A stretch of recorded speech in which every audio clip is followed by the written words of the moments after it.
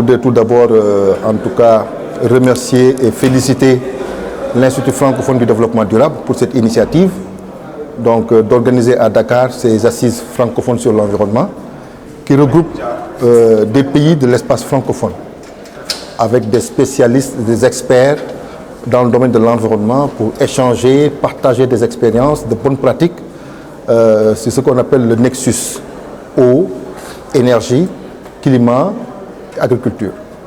Alors, je crois que c'est une rencontre extrêmement importante. Et comme vous savez, nous venons de sortir donc de la COP de Sharm el-Sheikh sur les changements climatiques. Nous venons également, au moment où nous parlons, se tienne à Montréal la COP sur la biodiversité. Et tout dernièrement, en Afrique, la conférence des parties sur la désertification. Pour dire que ces assises viennent à point nommé et constituent le prolongement, en tout cas, de ces rencontres. Et plus particulièrement pour les pays de l'espace francophone, de pouvoir échanger et de partager leurs expériences, en tout cas sur ces questions extrêmement importantes, ces questions de survie, donc pour trouver ensemble des solutions et promouvoir donc, dans des actions de développement. Et parce que comme on a l'habitude de le dire, et comme on le dit, je pense que dans la salle nous l'avons tous dit, qu'il nous faut passer maintenant à l'action. Passer à l'action à travers de bonnes pratiques. L'objectif de ces assises, c'est véritablement de casser les silos. Aujourd'hui, on constate effectivement que depuis maintenant 30 ans, on fonctionne par thématique.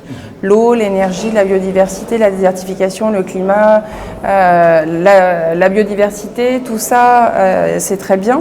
Sauf que sur le terrain, au niveau local, on s'aperçoit qu'en fait, on ne raisonne pas par silo, on raisonne de façon intégrée. Quand on parle effectivement d'agriculture, on parle aussi d'énergie, parce qu'il y a besoin d'alimenter en eau et en énergie, de transformer aussi cette agriculture.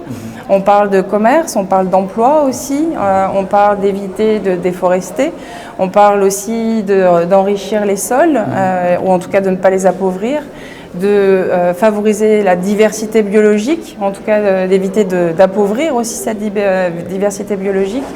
Et donc l'objectif de ces assises, avant même qu'on lance notre programme côté francophone, c'est d'abord d'écouter nos États. Je crois qu'il faut partir déjà de l'analyse des politiques de développement dans les pays en développement, notamment les pays africains francophones.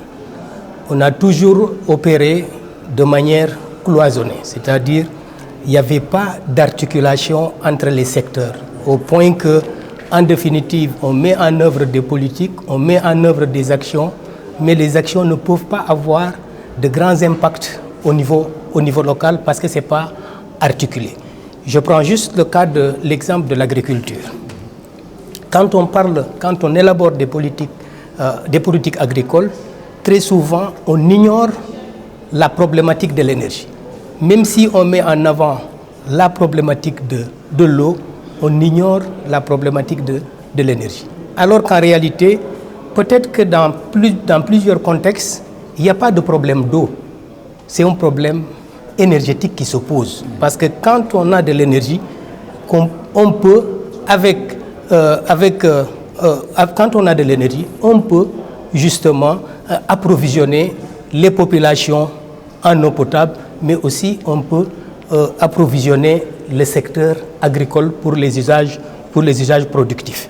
Donc, c'est pour dire que l'énergie est au cœur du système. Parce que dans le contexte des changements climatiques pour lesquels on est là, l'énergie est à la fois la solution, mais aussi la cause des changements climatiques.